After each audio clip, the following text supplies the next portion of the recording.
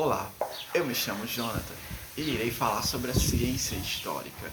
Essa ciência que é tão necessária para compreendermos o nosso meio sociocultural atual. Bem, o assunto em específico desse vídeo é chamado de a ciência sociopolítica da história moderna. Classificamos a história moderna quando falamos que essa sociedade em si, diferente das passadas, como é o caso da que veio anterior a ela, que é a Idade Medieval, a Idade Moderna ela começa a pensar de maneira muito mais racional, no sentido de que a maneira administrativa ela precisava ser planejada dentro da sua própria sociedade. Esse período que compreende desde os finais ou a decadência da Idade Medieval no século XV, finais do século XV, passa-se pelos séculos XVI, XVII até os finais do século XVIII. É um período bastante crítica racional para o ser homem enquanto ser social. Uma das obras como referência que vou utilizar aqui é a chamada Linhagens do Estado Absolutista. Linhagens do Estado Absolutista, ela foi feita pelo autor Perry Anderson. O Perry Anderson busca destacar a importância desse período das grandes navegações, pois trouxe para essas sociedades e o indivíduo, enquanto ser social, cidadão, ele precisava cumprir direitos e deveres enquanto membro dessa sociedade. Portanto, é aquela classe em específica que era totalmente agrícola e camponesa, ela passa a pensar de maneira diferente com essa troca de valores que há com essas grandes navegações e com a trazida dessas culturas sociais do Oriente. Eles começam a pensar de que a sua maneira social precisava de um local específico para desenvolver a sua crítica. Tanto é que a primeira universidade, a Universidade de Paris, ela vai tratar sobre esses assuntos em específico. A Academia de Artes, de Filosofia, de Letras, mas uma em especial é bastante importante e tem referência para essa época, que é a graduação ou a Academia de Administração, porque a maneira com a qual a fiscalização aduaneira ou a fiscalização portuária em termos de comércio exterior estava começando a ser necessariamente um pouco mais burocrática e regimentada de uma maneira muito mais específica regional dentro de uma sociedade. Tanto é que a primeira universidade que é voltada para leis de direitos e deveres é a Universidade de Bolonha, na sociedade italiana. A universidade ou academia de direito em específico, ela vai ser um ponto de referência muito importante para os regimentos nessa fiscalização aduaneira e as maneiras com as quais eram se comercializadas, não economicamente, mas de maneira burocrática, esses objetos e especiarias, pescados que vinham de outras sociedades. A obra de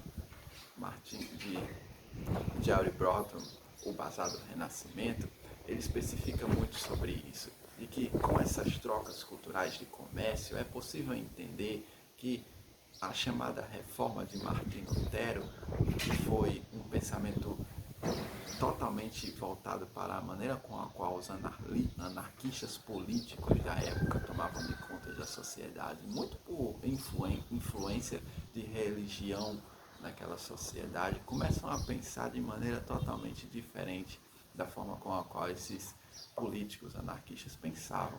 Martim Lutero começa a desmistificar a mitologia de seres extraordinários que existiam. Tanto é que essa troca de valores proporcionou o período das grandes navegações. Mas essas grandes navegações, ela só aconteceu porque as trocas de valores culturais com os árabes foram ricas. A maneira que eles desenvolveram e atualizaram as suas caravelas por meio de levar esses grandes navios por meio do vento, teve muita influência das sociedades árabes. Outra troca bastante importante para a sociedade europeia e desenvolvimento revolucionário daquela sociedade é que a maneira com a qual os árabes calculavam os produtos, os itens em específico, os números, chamados de indo-árabes, era muito mais fácil e muito mais rápido de calcular as mercadorias do que as atuais dos povos europeus, que eram por meio dos números romanos.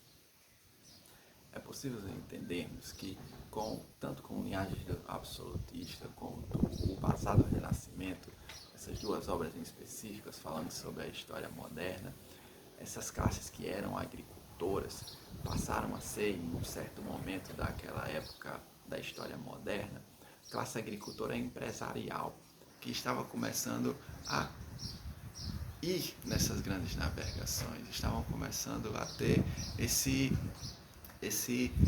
essa ideia de buscar objetos e especiarias em outras sociedades.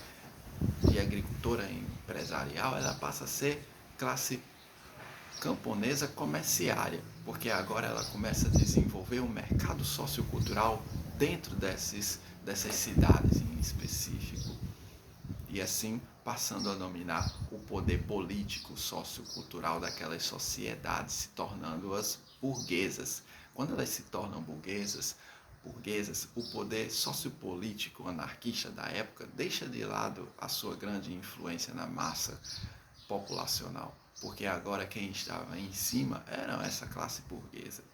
Daí se vem a ideia do iluminismo também, muito por conta de estudar o homem como um ser natural, racional, de maneira comunitária, idealizada pelos problemas socioculturais vigentes naquela sociedade. Tanto é que a grande influência das sociedades comunitárias, em específico a ciência social acadêmica, foi de tamanho desenvolvimento para aquela sociedade. O início da ascensão burguesa se dá muito por conta da Revolução Francesa.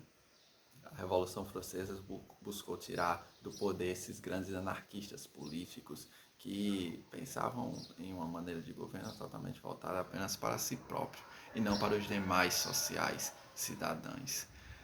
É daí que se vem a primeira ideia de Estado em específico. Com a consolidação da fiscalização portuária, há a ideia de prefeitura, um centro administrativo que regula as normas econômicas comerciais dentro dessa sociedade, e assim como também a formulação de um Estado em específico. Outros órgãos para administrar essa sociedade foram ali sendo criados. A engenhosidade dessas pessoas, ela só foi possível graças a essa troca de valores e sentimentos humanísticos que o ser homem, enquanto sociedade, começou a refletir e pensar de maneira sociocultural, pois assim ele conseguiu desenvolver-se e atualizar-se às suas maneiras ou regimes de controle das massas sociais.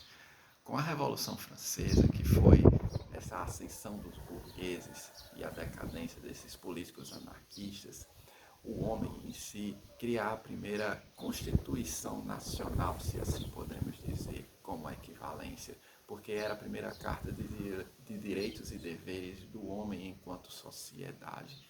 A classe burguesa estava cansada daqueles líderes anarquistas totalmente omissos, voltados apenas para os nobres em específico, que regimentavam e tomavam conta, controlando todas as sociedades. A classe burguesa passa então a ter a consolidação do Estado em si como um regime que controla as sociedades, que é necessário para ter uma sociedade totalmente desenvolvida, e não mais líderes políticos totalmente anarquistas. E assim então acreditava que as raras concessões que se existiam na época para os membros sociais, em específico administrativamente e econômica, elas precisavam ser de maneiras regulamentadas com moldes pré-capitalistas. Um grande diplomata que posso citar na época é o Bernheim. Bernheim é o engenhoso diplomata, mercantileiro e assim comerciante, geógrafo, bastante importante para a história daquela época, porque ele foi quem fez o primeiro globo. No primeiro globo, ele especificou quais os pontos do das sociedades em específico, era possível ter pequenas especiarias ou poderiam ser comercializados, comércio em específico. Jerry Broughton e o Barry Anderson, eles buscam também informar todos que leem de que nos finais do século XVIII, a decadência das colônias e os finais da escravidão em 1792, elas tiveram bastante influência na ascensão do capitalismo e do regime, ou assim podemos dizer, Estado, ou a sua consolidação do regime pré-capitalista, nessa época, muito por influência dessa classe burguesa que começou a tomar conta das massas sociais e a governar essas sociedades em específico.